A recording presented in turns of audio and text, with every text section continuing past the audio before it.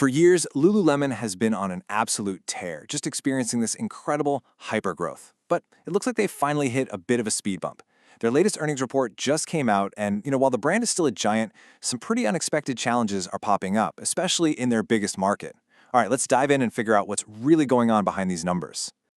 And right away, you can see the company is not trying to hide from this. This quote from the CEO, Calvin McDonald, really sets the scene.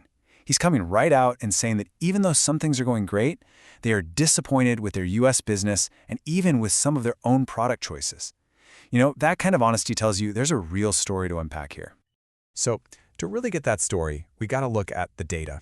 And what's so fascinating is how the big, splashy numbers tell one story, but when you dig down just one layer, you see this huge split in performance. It really is a tale of two completely different markets for Lululemon right now. So on the surface, everything looks pretty solid, right? Total revenue for the quarter was up 7%, hitting $2.5 billion. I mean, for a company this big, that's still pretty decent growth. But that number is actually hiding a pretty significant problem. And boom, here it is. This is the number that has everyone talking. Comparable sales in the Americas, that's their home turf, their biggest market, they actually went down by 3%. What that means is, if you look at stores that have been open for a while, sales are actually heading in the wrong direction.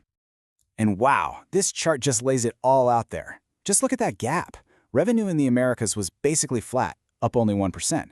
But their international business, it exploded, up a massive 22%. So it's that incredible international growth that's really propping up the whole company right now. So the big question is, why is the US struggling so much? Well, the company is pointing the finger at two main things. And the first one is totally internal. It really just comes down to the products themselves. It seems like after years of everything they touch turning to gold, they're admitting some of their stuff has just lost its magic. And what's really interesting here is how brutally honest they're being about it. The CEO is basically saying, hey, we got comfortable. We let our famous products get a little old, and we became too predictable. And that's especially true in their casual wear, right? As that market is getting more and more crowded with competitors. Now, to be fair, it's not like everything is broken. Their core performance gear, the stuff for yoga, running, training, that's still crushing it and taking market share. And any brand new innovations are selling really well. The weak spot is very specifically what they call their lounge and social clothes. That's where things have started to feel a bit stale. And they're not pulling any punches here. They're naming names. They've called out some of their most famous and beloved product lines. We're talking about franchises like the Scuba hoodie, the Softstream fabric items, and the Dance Studio pants. These are the ones they feel just aren't hitting with customers the way they used to. Okay, so the second big problem isn't something they did, it's something that's happening to them. It's an external issue, and it's a huge deal for any company with a global supply chain. We're talking about new US tariffs and a really specific customs rule that just changed.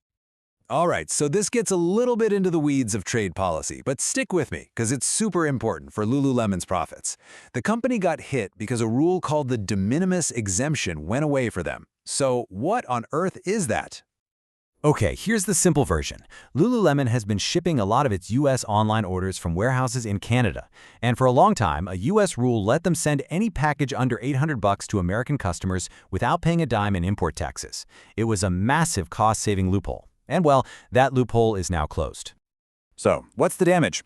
The company figures that between the new tariffs and losing that special exemption, it's going to be a $240 million blow to their gross margin for just this year.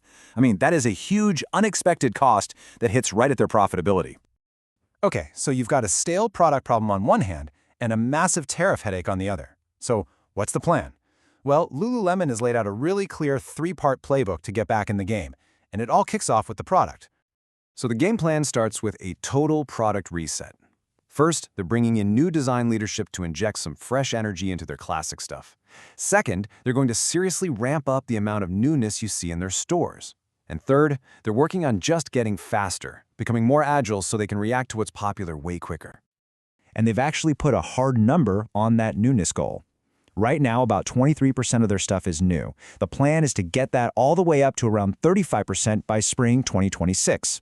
That's a real shift that you and I are actually going to be able to see on the racks and online. They're also making a huge bet on technology. They've actually created a brand new job, a Chief AI and Technology Officer. And the whole idea here is to use AI to get way faster at product innovation and to create a much more personalized shopping experience for all of us. So, with all these big plans in the works, the company is being really smart and managing everyone's expectations for the immediate future. They're sending a clear signal that this turnaround isn't going to happen overnight. And you can see that caution right here in their new forecast for the year. They're now expecting their U.S. revenue to actually drop by 1 to 2%. But at the same time, look at China.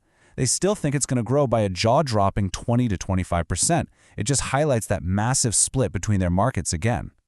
And this is probably the most important takeaway on timing. The CEO is telling everyone flat out that the real, noticeable impact of all these changes, the new products, the new strategies, we're not really going to see that until 2026. They're playing the long game here. Which, of course, brings us to the big final question. Lululemon has diagnosed its problems with amazing clarity, and they have a solid plan to fix them. But in a market that moves at lightning speed and is more competitive than ever, is a plan that takes over a year to really show results going to be enough to bring back that Lululemon magic? That is the big question.